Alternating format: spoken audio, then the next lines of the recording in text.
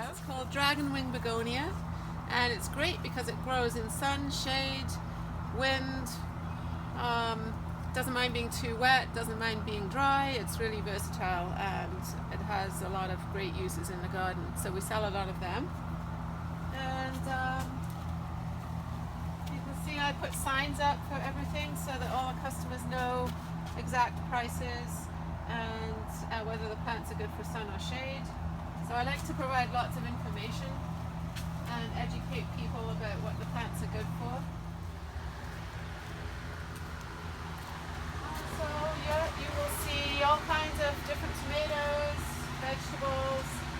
I do planters with herbs in them, and we had a lot more planters, but we sold a lot of tomato planters and kale planters so that people without a lot of space can grow vegetables on their deck or in planters. They don't have to put them right in the garden. So a lot of the veggies get planted in these little packs, 6 plants in a box, and I grow all my veggies from seed. So it's quite a job in March and April to be taking the little seedlings and putting them into these trays and growing them on. So again, same thing in here. I've got signs for all the different veggies and information. There's some information about the different tomatoes. So it's probably about 12 different types of hybrid tomatoes, and then I also have heritage tomatoes, which are varieties that have been grown for 50 years or more, and they're not commercially grown anymore. The hybrid types have been bred for certain characteristics and generally more resistant to pests and diseases. But a lot of people like to plant more of the old-fashioned types, which are interesting and colorful tomatoes, different sizes and everything, but they're not so hardy and they're not so resistant to diseases in the garden. Here's another sign. I make these little signs that, this one for example says Katie's top picks for flowers that flower all season, and it's mentioning 4 different kinds that people can then find in this greenhouse.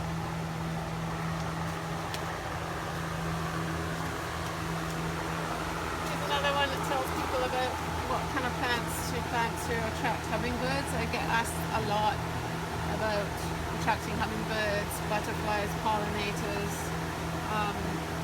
bees into the garden.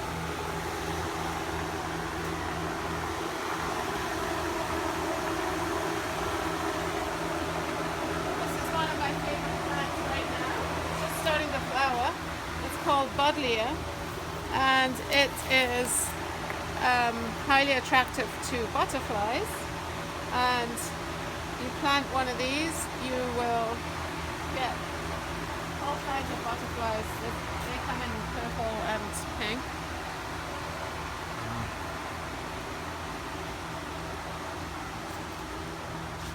This is Cuba, because it's small and hot, whereas Australia is large and hot.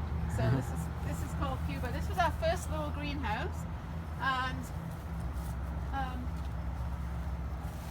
right now there's nothing in it, but in the spring, well in March and April, I use it for for seeding and for germinating. So I use a special compost for that. So you can see there's no big lumps or no pieces of bark or anything like that in there. Hundreds of different types of plants in our greenhouses, and they all require slightly different conditions, but obviously we can't give every tray of plants different amount of light or heat or water or fertilizer. So it can be a bit challenging sometimes to try to find a happy medium for everything. And then here's water, which is really important in the greenhouse, obviously. So our whole water system. This is our fertilizer injector. So what happens with this is we have to fertilize our plants because they're grown in soilless compost, which is different from when you're growing outside in the garden. So they're grown in a mixture of peat and perlite. And so we have to provide all the food to the plants. So we have stock tanks, stock buckets, I guess, in each greenhouse filled with the fertilizer, which then gets sucked through this fertilizer injector machine, which we can adjust to whatever ratio we want the fertilizer to come out at. And then it is mixed with the water in the hose, so that when we water, with every watering we're fertilizing. So every greenhouse has a fertilizer injector and bucket. Really important in greenhouses. Your plants would just be looking yellow and very sad and leggy and not happy at all without any fertilizer. The fertilizer, which we can then decant into smaller buckets, which we take to the greenhouses. So one of the things we have to do with the fertilizer is try to reduce the pH of our water. So naturally our water would be around 7, and for the plants to thrive it needs to be probably in the 6s. And so we have to add acid. We have some empty bottles, nitric acid, into our fertilizer concoction and check that it's the right pH and EC, and then it gets put into the stock tanks, like I say, and distributed around the different greenhouses.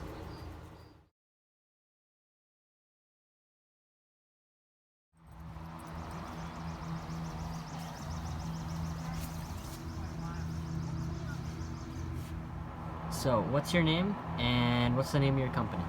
Okay, so my name is Katie Dawson, and the name of my company is called Cut and Dried Flower Farm. Nice. Okay. So for a career in horticulture, I went to university and I got a degree, a Bachelor of Science degree in horticulture. I went to school in England, so I went to the University of Bath, and it was a 4-year bachelor's degree. Now you can go into this industry more as a school leaver or with college courses, but I was quite academic in high school, so I just wanted to shoot high and get my degree. And then in May we opened to the public and we're selling, so May and June we're selling. And then in the fall and winter I'm doing all the behind the scenes office work, the ordering, the decision making, the planning of our production for the next year, deciding on what we're going to grow and our staff and all that kind of thing. But a typical day is really varied. It can be anything from office work all day, which is kind of boring, to working outside in the greenhouses, seeding in our little greenhouse, or planting, or overseeing my staff, or helping on the retail end of things with the customers. So very, very varied. I have 4 people that work in the greenhouses, all part-time, starting out in March and working anything between 2 and 5 days a week. And then when we're open and it's really busy in May and through till the beginning of June, they work 5 days a week. So we have 4 people plus my husband and myself, plus the child labor from our children.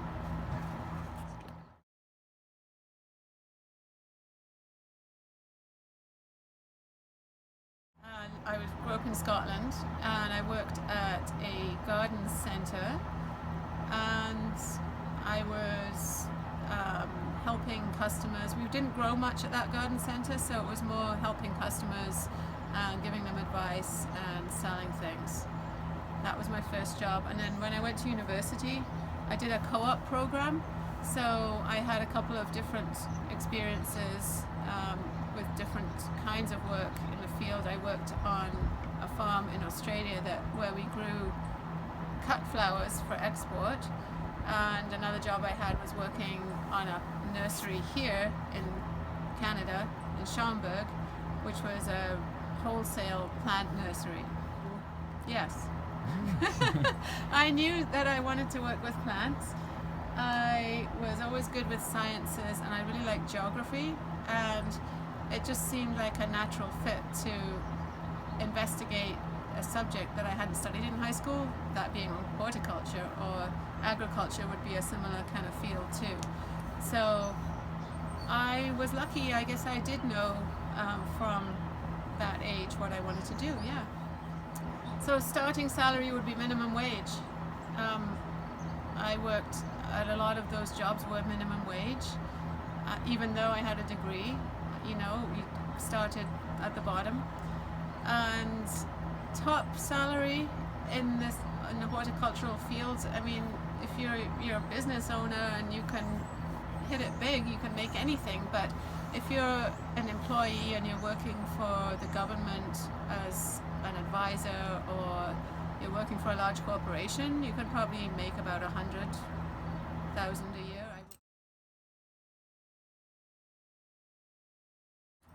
So pros and cons would be, first of all, pros. Working for ourselves, we can be flexible with our time, and we can basically be our own bosses. So I kind of like that, because I like to be in control and in charge. And you get to work with nature every day, which I really like, and it's just great to walk into the greenhouse and be able to work with small plants and grow them on, and just nurture them. Cons would be that it is extremely seasonal. So we have very busy times, especially in May. Well, April, May, and June is extremely busy, and there's days in May and June where we're working 7 days a week, full day long. So that would be the only con that I could think of. I really like working in this industry, and I couldn't really imagine doing anything else. So is there any advice you could give for someone who's starting off in the workforce?